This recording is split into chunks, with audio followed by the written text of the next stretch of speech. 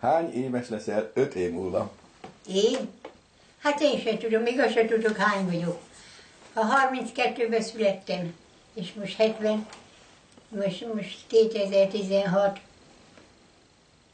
Ha vagy tudja. Én? 83?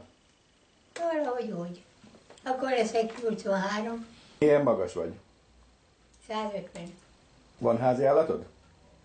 Nincsen, hál' Istennek, se tető, se kutya, semmi. Mit csináltál tegnap éjfélkor? Aludtam. Már 5 órakor lefeküdtem, délután 5-kor, és ma reggelig aludtam. Mikor láttad utoljára anyudat? Anyumat? Anyukámat? Hát anyukám rég meghalt. Társaságkedvelő ember vagy? Nem, kerülő inkább. Inkább kerülő. Mit tettél utoljára? Tegnap főztem, volt egy tyúkhús vele, és megfőztem. Melyik a kedvenc desszerted? Mi?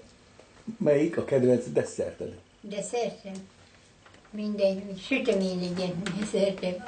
Micsoda az a mi? Sumjai galuska. Sumjai galuska. De szeretem. Melyik a kedvenc levesed? Szívóleves, nem szívó, megyleves. Megyleves. Szereted a kávét? Szeretem, de nem iszom semmit. Tudsz pókerezni? Pókerezni? Semmit nem tudok. Játszom pókerezni. Az milyen a póker? Beszélsz idegen nyelveket? Sajnos semmit. Azt nem mondom, hogy még iskolám is alig van. Azt nem mondom.